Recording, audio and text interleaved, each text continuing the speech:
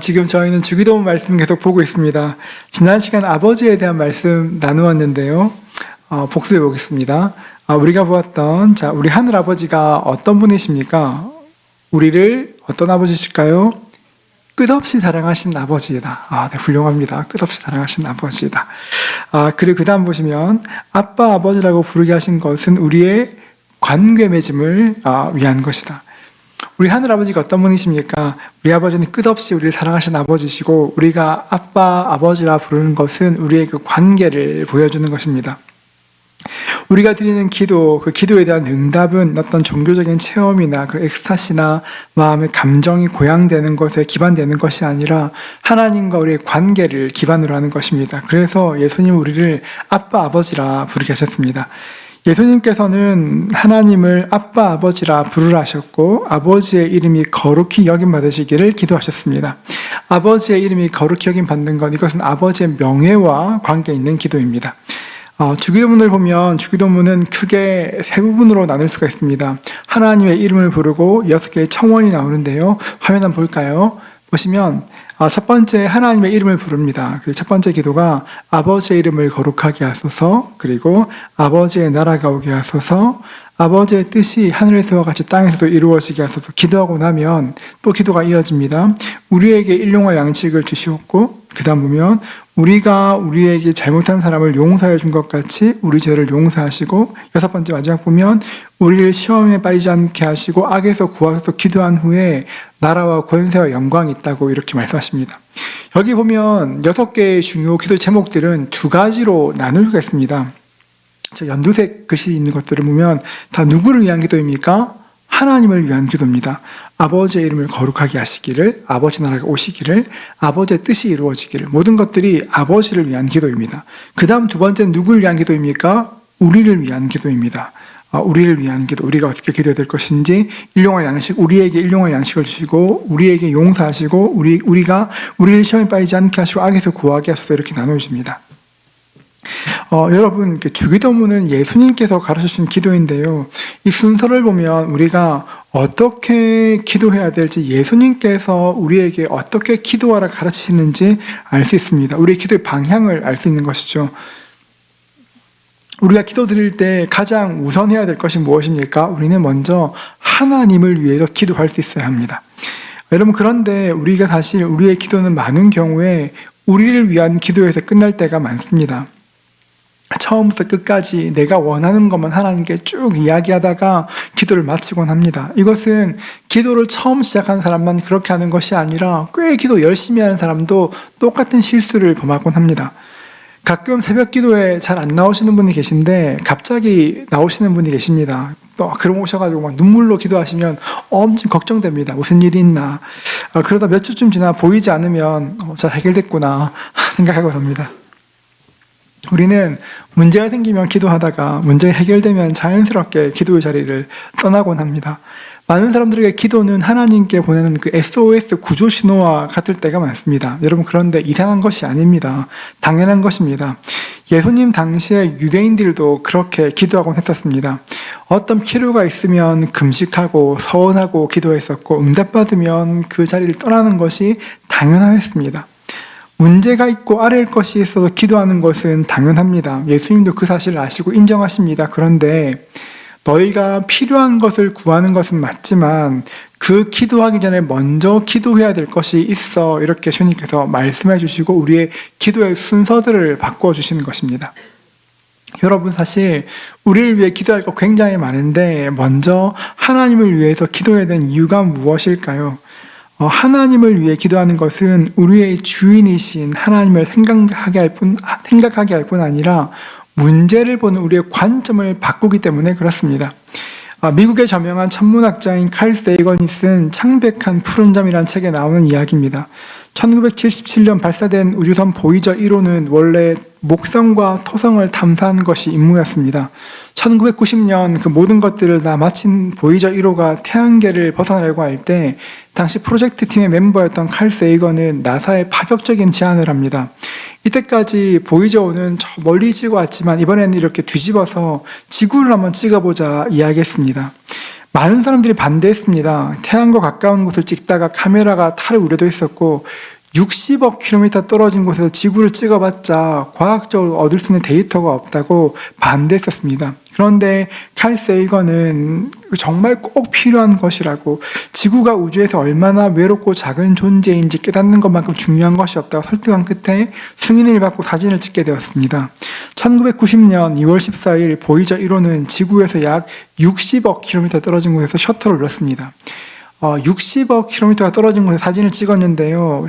그 지구 보면 굉장히 작은 점, 0.12픽셀에 불과한 아주 작은 점으로 찍혔고, 그 사진이 지구로 전송되는 것도 수시간이 걸렸습니다. 그렇게 찍은 사진이 사진에 보이는 사진인데, 여러분 노란 동그라미 안에 보면 정말 먼지 같은 게 하나 있는데 저게 지구입니다. 칼 세이건은 이 사진을 보고 지구를 가리켜서 창백한 푸른 점이라 불렀고, 이런 글을 하나 남겼습니다. 한번 들어보십시오. 여기 있다. 저것이 우리의 고향이다. 저것이 우리이다. 당신이 사랑하는 모든 이들, 당신이 아는 모든 이들, 당신이 들어본 모든 이들, 예전에 살았던 모든 인간이 저곳의 삶을 영위하였다. 우리의 기쁨과 고통의 총합, 확신에 찬 수천 개의 종교, 이데올로기, 경제체제, 모든 사냥꾼과 약탈자, 영웅과 겁쟁이, 문명의 창조자와 파괴자, 왕과 농부, 모든 슈퍼스타와 최고 지도자, 인류 역사 속의 모든 성자와 죄인들이 태양빛 속에 떠다니는 저 먼지 위에 살다 갔다, 이렇게 말합니다. 제가 처음 이 글 읽을 때 굉장히 뭉클했던 그런 기억이 납니다. 저는 칼 세이건이 가진 사상적인 성향에는 동의하지 않습니다. 그런데 60억 킬로미터 떨어진 곳에서 찍은 작고 창백해 보이는 푸른 점, 그 점을 보고 느꼈던 그 감정에는 100% 공감할 수 있습니다. 저 멀리에서 지구를 보니 그곳에 살았던 사람들이 있었던 일들이 마치 아무것도 아닌 것처럼 보이고, 멀리 우주에서 지구를 보니까 내가 사는 것이 얼마나 작은 것인지, 내가 붙잡으려고 아둥바둥 애쓰는 것이 얼마나 부질없는 것인지 깨닫게 되었다는 것입니다. 여러분, 이것은 놀랍게도 하나님을 만날 때 압도적인 경이로움을 경험하면 일어나는 일들입니다. 우리가 기도할 때 하나님이 어떤 분이신가 하나님을 알고 나면 우리의 생각의 틀이 바뀌게 됩니다. 시편 8편에서 다윗은 이렇게 고백합니다. 1절을 보십시오. 여호와 우리 주여, 주의 이름이 온 땅에 어찌 그리 아름다운지요, 주의 영광이 하늘을 덮었나이다. 여호와 우리 주여, 주의 이름이 온 땅에 어찌 그리 아름다운지요. 하나님의 위엄을 경험하는 순간 하나님의 크고 놀라우심을 느끼게 됩니다. 여러분, 하나님이 얼마나 크신가, 얼마나 놀라우신가를 경험하고 나면 동시에 내가 얼마나 작은지가 느껴집니다. 4절을 보십시오. 사람이 무엇이기에 주께서 그를 생각하시며 인자가 무엇이기에 주께서 그를 돌보시나이까. 요즘도 팬들이 아이돌 공연에 열광하곤 하지만, 옛날에 라떼는 그 마이클 잭슨 같은 가수가 공연을 하면 실신하는 사람이 너무 많아서 항상 의료진들이 대기하고 있을 정도였습니다. 하나님의 영광을 조금이라도 맛보고 나면 그런 열광과는 비교할 수도 없는 큰 감동이 있습니다. 하나님의 높고 위대하심을 경험하고 나면 가슴이 웅장해지고 가슴이 가득 채워지는 것 경험합니다. 하늘의 영광이 임하게 되는 것입니다. 우리가 자주 찬송하는 찬송가의 가사처럼 세상과 나눈 간 곳이 없고 구속한 주님만 보이는 그 은총이 우리의 삶 가운데 이루어지는 것입니다. 높고 위대하신 하나님을 바라보고 우리가 가진 문제를 보면 같은 문제를 보고 있는데 전혀 다르게 보입니다. 굉장히 커 보이고 어려워 보이던 문제였는데 그 문제와 비교할 수 없는 크고 놀라우신 하나님을 경험하고 나니까 그 문제를 바라보는 관점 자체가 완전히 바뀌게 되는 것입니다. 그래서 예수님께서는 우리에게 기도를 가르치시면서 아버지의 이름이 거룩히 여김 받으시기를 기도하라 하셨습니다. 신약학자인 김세윤 박사는 지구도문 강의라는 책에서 이렇게 말하는데요. 하나님의 이름이 거룩히 여김을 받으시옵소서라고 고백하는 것은 하나님을 향한 기도인과 동시에 하나님을 향한 신앙 고백이라 말합니다. 여러분, 이 말씀을 꼭 기억하십시오. 우리가 아버지의 이름을 거룩히 여김 받으시옵소서 고백하는 것은 하나님을 높여드리는 것과 동시에 내가 믿는 분이 어떤 분인지를 고백하는 것입니다. 예수님께서는 아버지에 대해서 기도할 때 첫 번째로 아버지의 이름을 위해서 기도하라 하셨습니다. 여러분, 이름, 모두가 이름이 있는데요. 그 이름이 의미하는 것이 무엇입니까?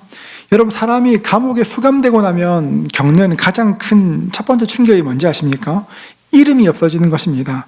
어떤 일을 하였던 사람도 아무리 대단한 사람도 감옥에 갇히는 순간 이름은 없어지고 숫자로 불리게 됩니다.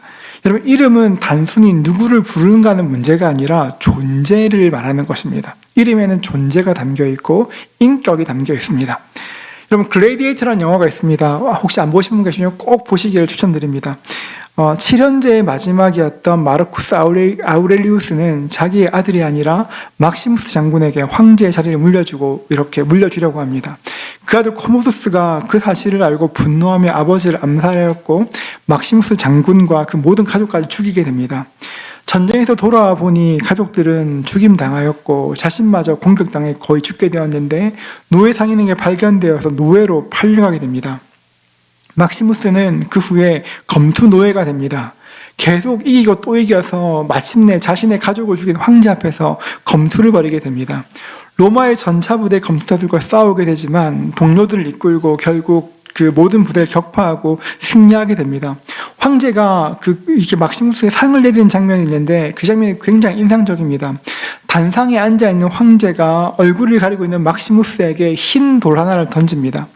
여러분, 우리는 그거 보면 그냥 별 의미 없이 지나가지만 그 흰 돌을 던지는 그 장면은 모든 검투 노예들에게 꿈과 같은 장면입니다. 왜냐하면 황제가 던진 그 작은 흰 돌에는 이름이 기록되어 있기 때문에 그렇습니다.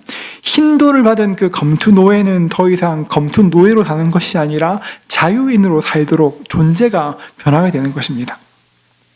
요한계시록 2장 17절도 이렇게 말합니다. 들어보십시오. 귀 있는 자는 성령이 교회들에게 하시는 말씀을 들을지어다. 이기는 그에게 내가 감추었던 만나를 주고, 그 다음부터 같이 읽어볼까요? 끝까지 같이 읽겠습니다. 또 흰 돌을 줄 터인데 그 돌 위에 새 이름을 기록한 것이 있나니 받는 자 밖에는 그 이름을 알 사람이 없느니라. 여러분, 큰 환란을, 마지막 때는 큰 환란이 있을 것이라 말씀하시는데 그 환란을 이긴 자들에게 하나님께서 준비하신 것이 무엇입니까? 감추었던 만나를 주겠다 하십니다. 그러니까 굶주렸던 영혼들을 먹이시는 복을 주시겠다 말합니다. 또 하나, 흰 돌을 주시겠다 말씀하십니다. 그러니까 우리를 새 이름을 주시겠다고, 새로운 존재로 바꾸시겠다고 말씀하십니다. 이름은 존재와 관계되어 있습니다. 구약 성경에도 동일하게 말하는데요. 출애굽기 3장 13절은 이렇게 말합니다.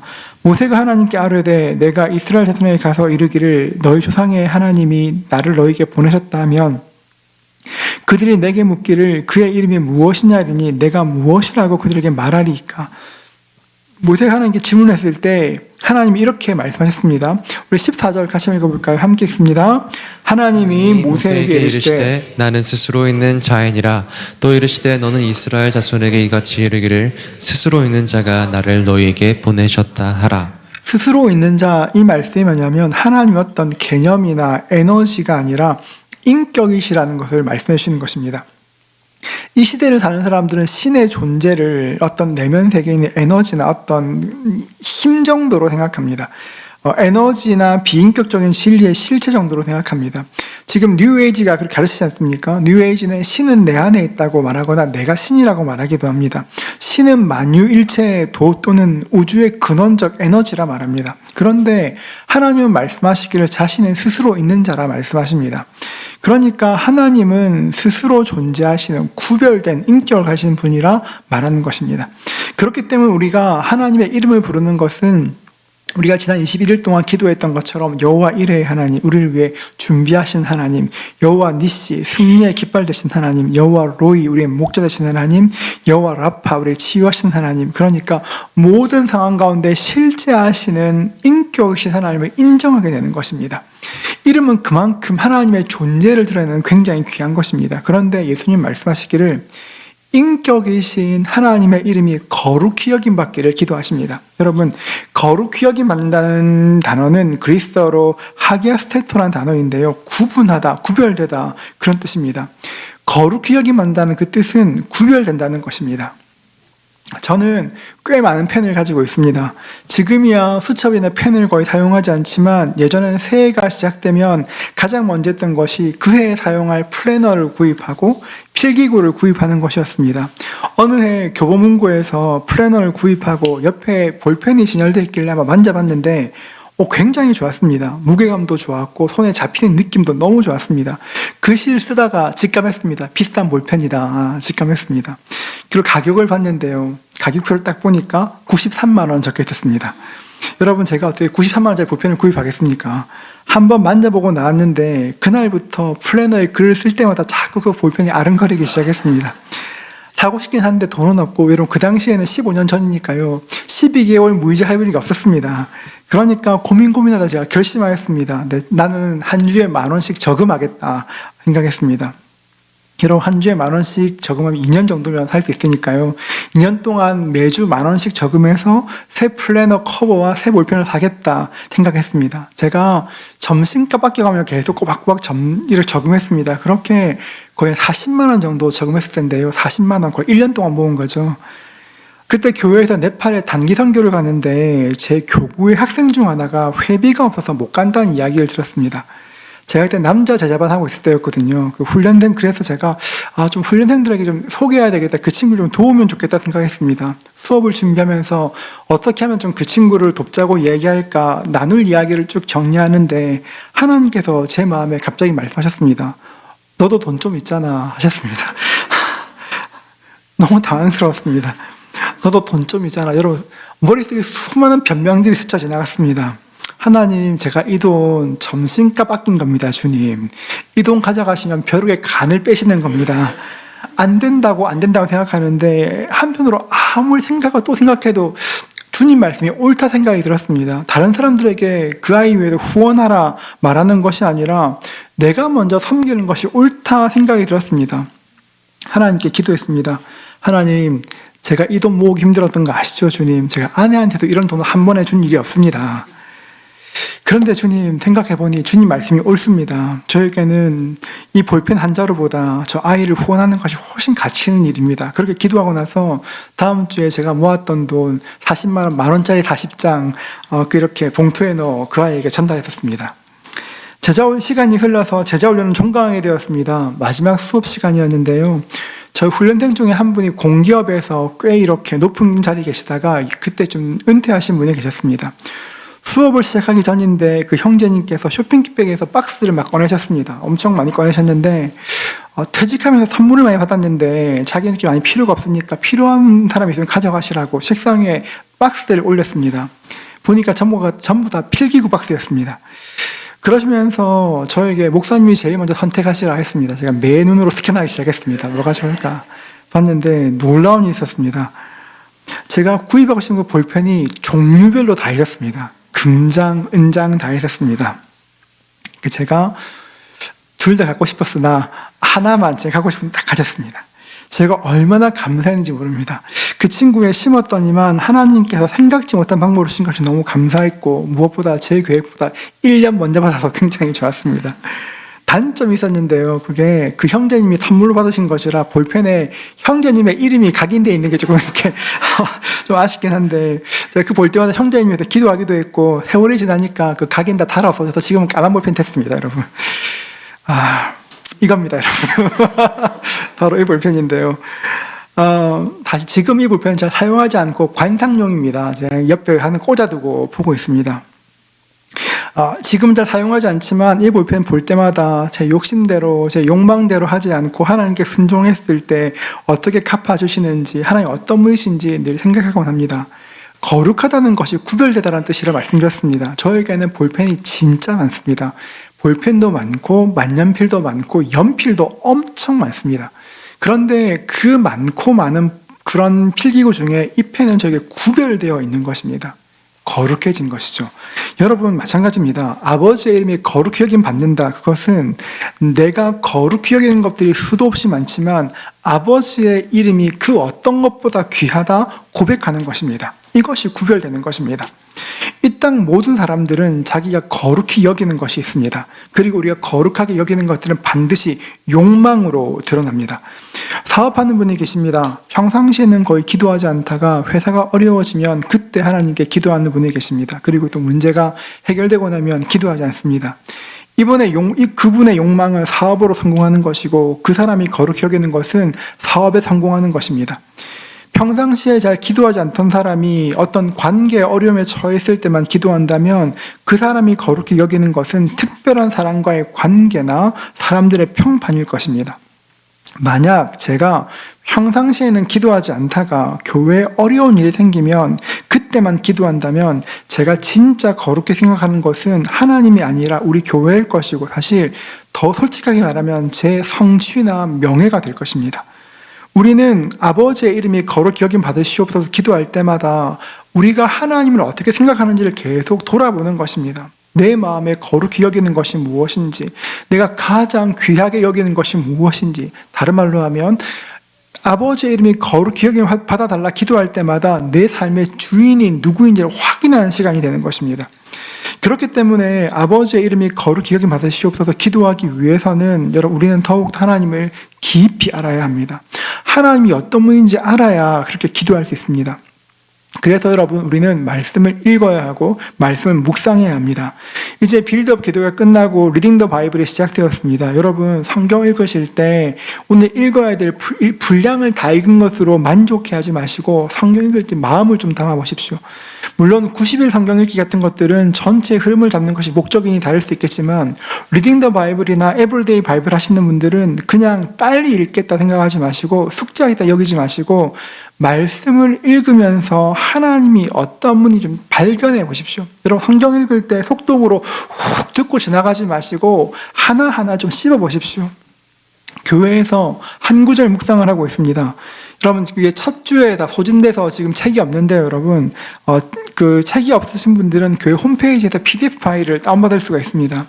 한 구절 묵상하시는 분들은 하루 종일 내가 이 한 장을 먹겠다는 마음으로 한번 성경을 읽어보십시오. 그러니까 오늘은 25일이니까 오늘 마태복음 25장일 텐데요. 아침에도 성경을 읽고 점심 때도 같은 본문을 읽고 저녁에 또 읽는 겁니다, 여러분. 같은 본문을 읽고 또 읽다 보면 보이는 것이 정말 달라집니다. 똑같은 말씀을 읽는데 그 말씀이 나에게 양분처럼, 음식처럼 이렇게 스며드는 것들을 경험하게 됩니다. 사실 하루에 같은 성경을 석 장 읽는 것이 옛날에 꽤 힘들었습니다. 그런데 지금은 그게 어렵지 않은 이유가 스마트폰이 있으니까. 여러분, 스마트폰 준 이유가 뭔지 아십니까? 성경 읽으라고 하시는 겁니다, 여러분. 여러분, 그렇기 때문에 계속 말씀 보다 보면 그 말씀에 따라 우리가 반응하게 되는 것입니다. 하나님 말씀을 읽을 때 우리는 하나님을 알게 됩니다. 하나님을 알게 되면 하나님을 사랑하게 됩니다. 하나님을 사랑하면 우리의 삶이 변화됩니다. 그리고 우리의 변화된 삶을 통해 사람들이 예수가 누구신지 예수를 보게 됩니다. 눈에 보이지 않던 예수님이 영이신 우리 아버지가 우리의 삶에 드러나게 되는 것입니다. 아버지의 이름이 거룩히 여김 받으시라 기도하는 것은 다른 한편으로 이 땅 사는 모든 사람들을 위한 중보기도가 되기도 합니다. 이 세상 모든 사람들이 우상을 버리고 거짓신에서 벗어나 영원하고 참된 아버지를 알기를 기도하는 것입니다. 하나님, 예수를 잘 알지 못하는 제 배우자에게서 주님 높임받아 주시옵소서. 거룩히 여김 받으시옵소서. 하나님, 믿음 약한 저희 아이들에게서 거룩히 여김 받으시옵소서. 주님, 저희 부모님에게서 거룩히 여김 받아 주시옵소서.